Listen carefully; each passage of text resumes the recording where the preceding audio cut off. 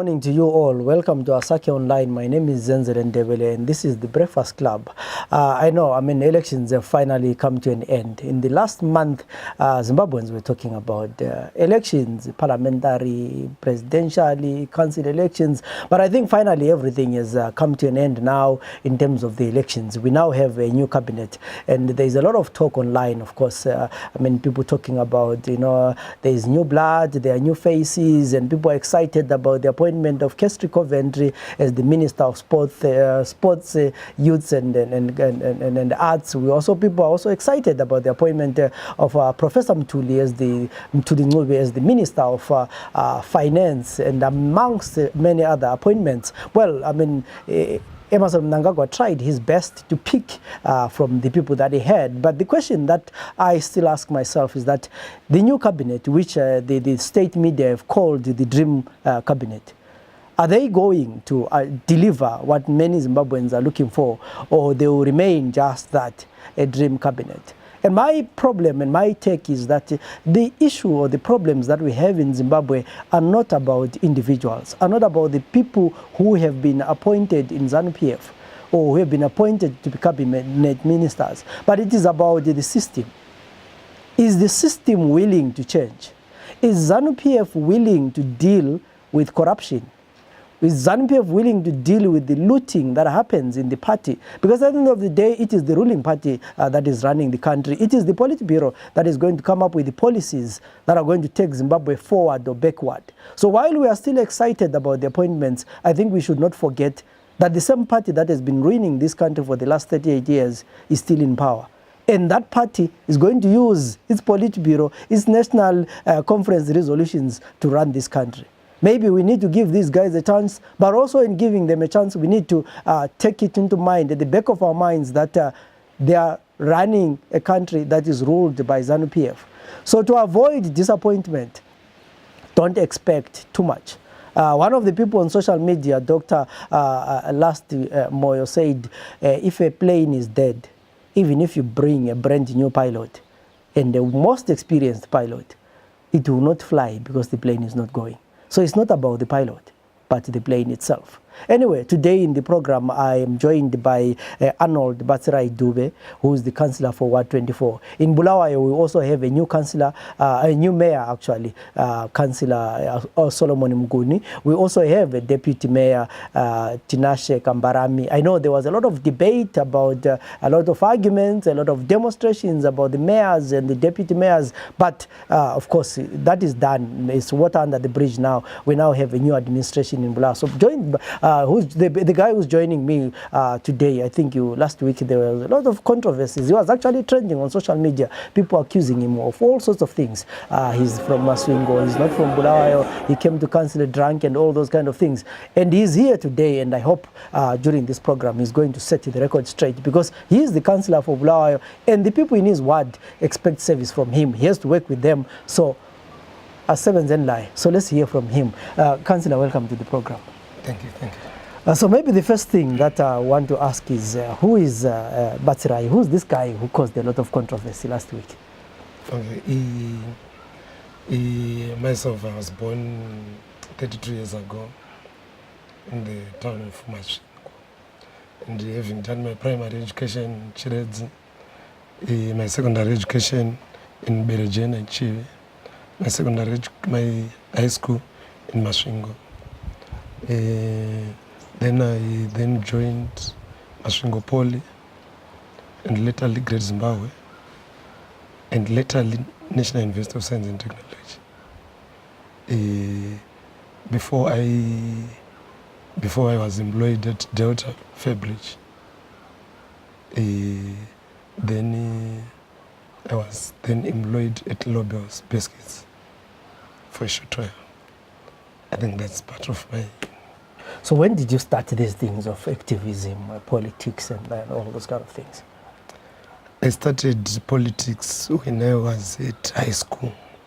The Zimbabwe National Student Union formed a high school student union, which I was chairing at national level. That's where I joined activism, student activism. From there, During my college times, I became a SNAS member. I then chaired the Student Revolutionary Council, which is a military wing of ZINASO. In 2008, I was the youngest chief election agent in Zimbabwe, in Masvingo province. Then I then came here at NAST. I did development and disaster management before I became employed. I started mainstream politics at ward level.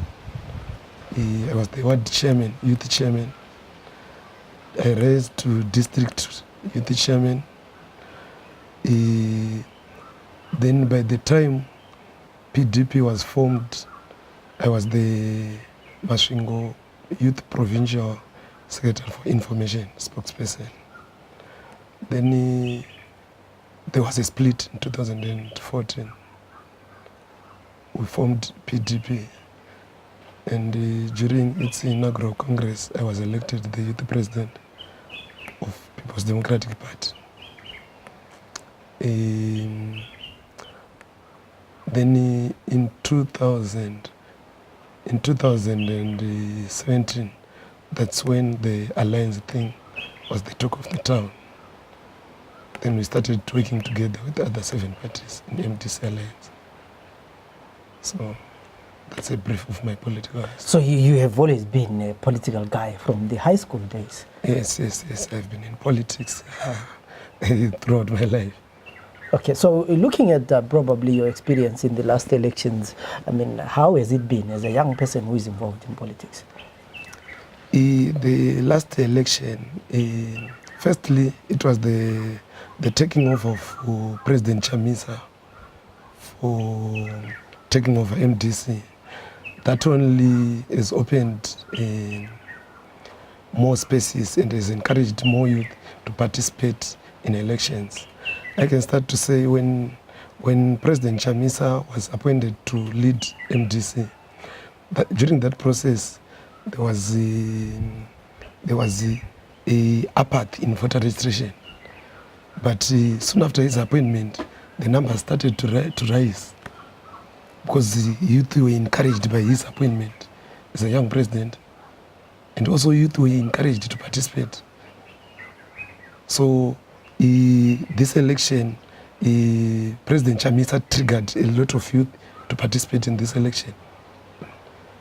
So now you have been appointed a councillor, and probably before then, I know during the times of nomination and all those kind of things, there was a contestation in your ward, and I think there were 2 actually candidates from the MDC alliance in your ward. How did that affect your work, or the way you were working? So that means there were 2 candidates campaigning.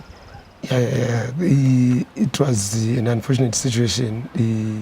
My party, MDC Alliance, fielded 2 candidates, but the MDC Alliance fielded me as a candidate. But unfortunately, that old Mangena, he was a serving councillor, I think, for the past 10 years, so he refused to step down. I think you know how the alliance allocated its seats and wards. So the ward 24 was allocated to PDP. So I was the real candidate for that ward. But unfortunately, we went on as 2 candidates. So it was a difficult moment. Campaigning was tough. We didn't sleep. We were campaigning through and through. Even if you see the difference of results, there was a difference of something like 130 votes, which means there was a tight contestation between me and the former councillor.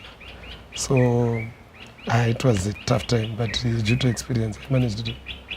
But I think the guy has also taken the issue to courts. Is it the case? No, the guy, just like politics is different from church-wise. The guy reported a case on the 23rd of July to Chavalala police station, claiming that I'm tearing off his campaign posters. But his agenda was, he thought ZEC would disqualify me.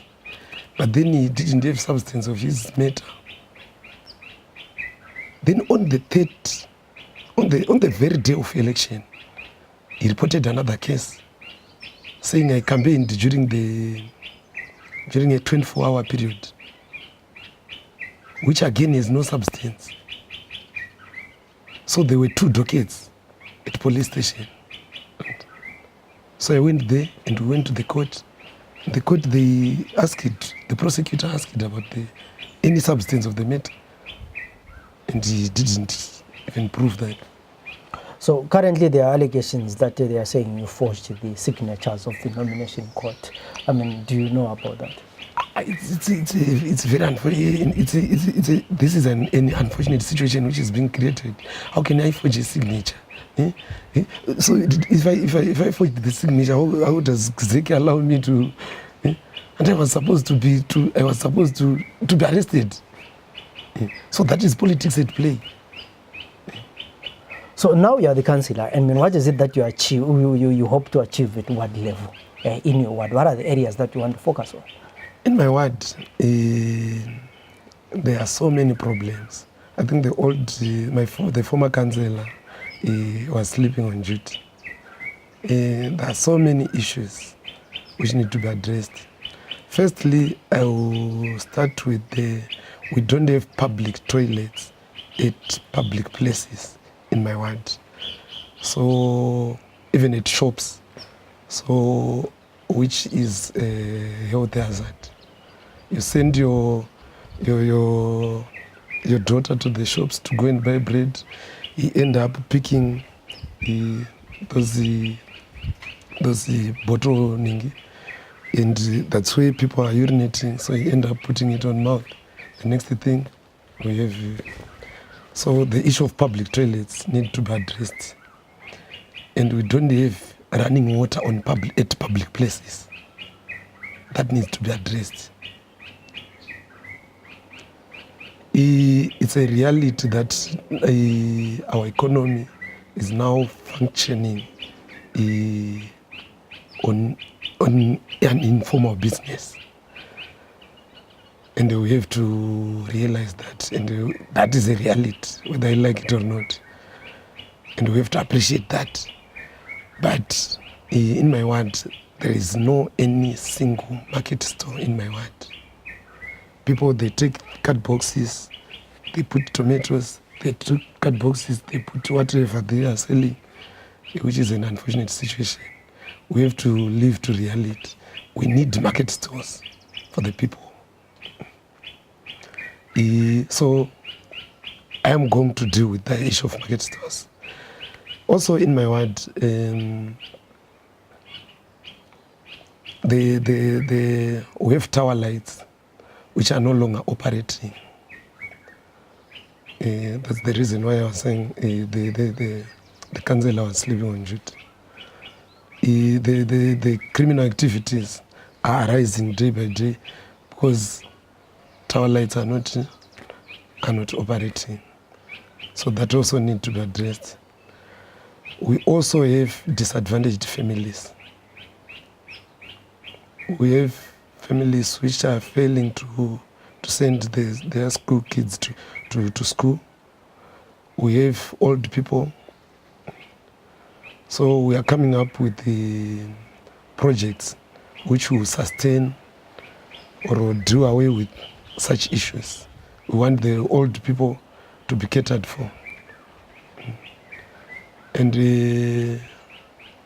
I will give preference to the disadvantaged people if there is any form of employment in my ward, so that they will be able to upkeep their families. Yeah. So now if you're looking at the council as well, the city level, you guys are coming in and we have a lot of projects that have been going on in the city, and the city is not having so much employment. At city level, what do you guys, as a councillor, what do you expect to achieve in the next 5 years? If we have gone through our smart document, which was our election policy document,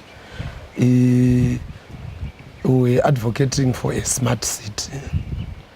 And Bulawayo is one of the smart cities. But there are so many issues which need to be addressed at city level. Like currently, we have a problem of running water.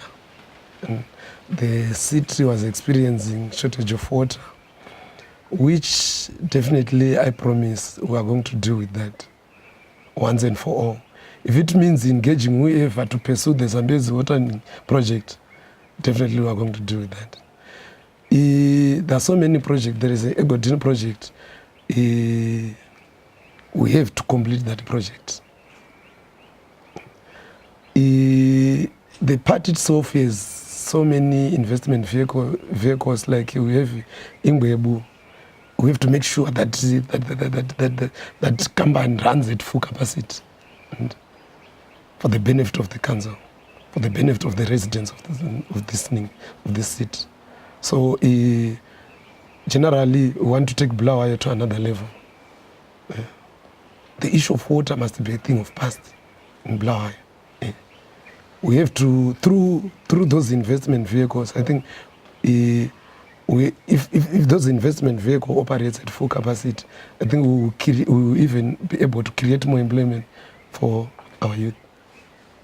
Yeah, I mean, you look like the issue of water has been a problem for Bulawayo for the last, I think, 20 years or so.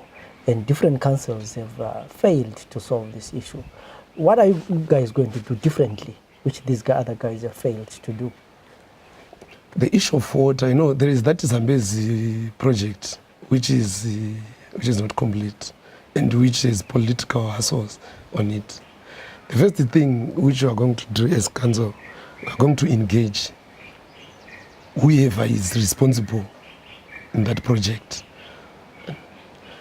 Also, we are going to, if we agree, then we will move towards looking for donor funding. We will also engage the RBZ to fund that project. We will also encourage our residents to use water wisely. So that while at least we are dealing with that water project, that little which we have, I think if we save it, it will sustain. Because it's only that we are not fully, we are yet to be in office. We are not fully in office. But the reason which I hate, the reason why we don't have water, enough water, is they are saying we want to fill reservoirs. No, we can't do that. We must use that, because the moment we are creating a shortage, you fill your half drum of water, and tomorrow water comes, you throw that water away, and so we are creating an unnecessary situation. I think we must use that ningi and increase the pumping. And we can't say we don't drink water until this packet is. Who will drink it? You die with So we are creating unnecessary situations. But I think we will be officially starting the June. That will be the thing of the past. Yeah, so I mean, last week during the swearing-in ceremony, I think you had one of the unpleasant, experiences when there were people shouting at you and all those kind of things.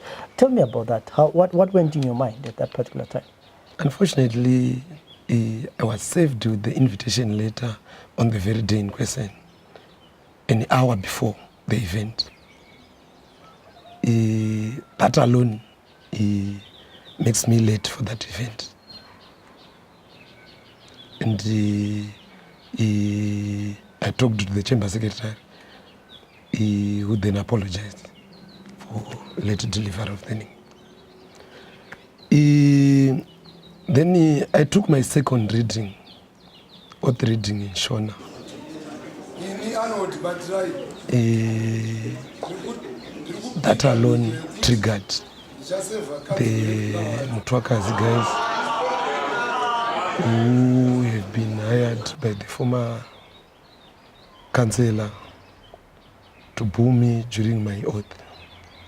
Was on my way to the room, on my way to the chambers, they even went on to say, Lelishona Letruvi. But I believe Bulawayo belong to Zimbabweans, and I'm a Zimbabwean. And what is more important is to look on developmental issues than tribal connotations. I think we've passed that generation. We have to address the real issues. We have to address development issues. We have to make sure that the ZANU-PF is no longer in this country. Those are the issues. We have to make sure, deal with the devolution issues. So, which I believe together will make it. The issue of being drunk, I only read it on paper. So you were not drunk? I was not drunk. I think the person of being late doesn't mean I'm drunk.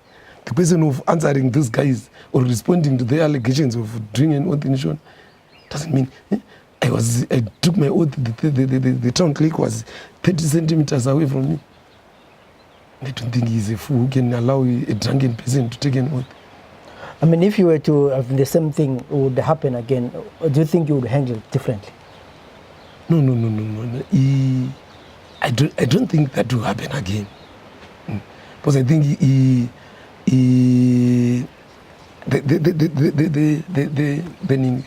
the question is about development.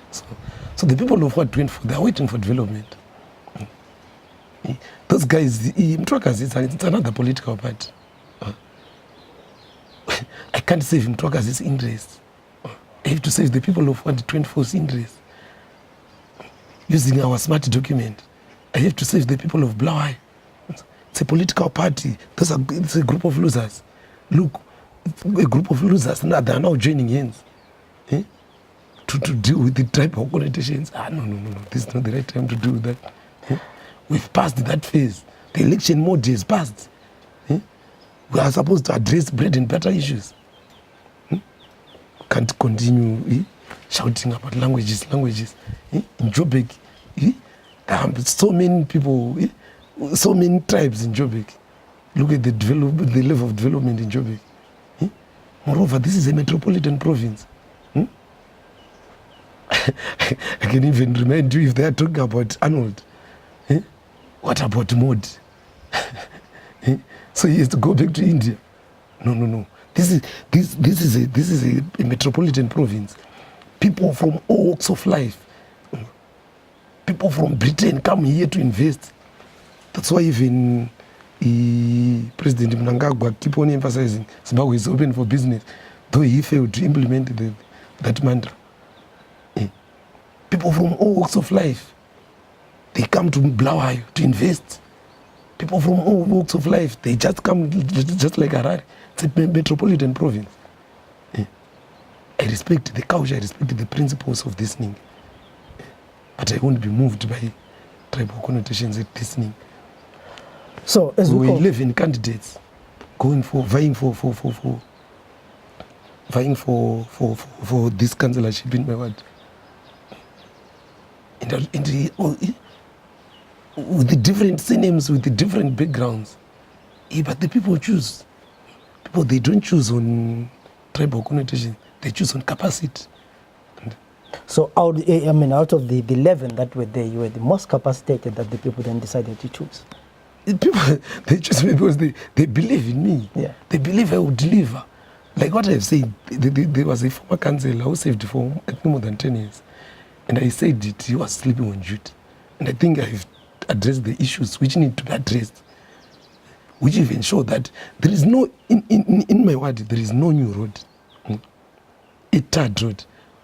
But there is all over the town, the council is maintaining roads. There are new roads. So that alone is you can see that the councillor was sleeping on duty.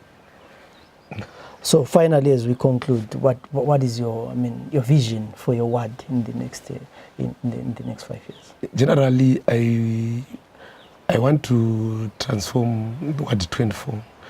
I will try to twin with other ones in other countries so that we have exchange programs and develop the thing. And I also want to unite the people of Ward 24 so that there will be one family. We are done with elections. So far I'm in a process of appointing what we call the Parliament of Ward 24, which will be the advisor or the development committee. those people who come from different angles of the world. So, and who foster development. So, in the next 5 years, you will see one family in 124. You will see tangible projects. You will see a different world. So, General, Yeah, thank you very much, Arnold Batirai. Batirai, not Batirai, Batirai Dube. That is the councillor for Ward 24, a young man, talking about his vision for the ward. And he says in the next 5 years, he's going to transform the ward into, something that is interesting with roads, with public toilets and stalls for vendors. So he is with us for the next 5 years, and definitely we'll be talking to him in the next 5 years, checking the progress in his ward, just like we are going to do with the other councillors that have been elected in this council. My name is Ndebele, and till we meet again tomorrow, have a good day.